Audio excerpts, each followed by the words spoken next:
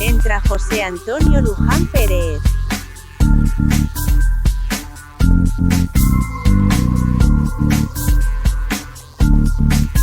José Antonio Luján Pérez, aún no puedes volver a fichar.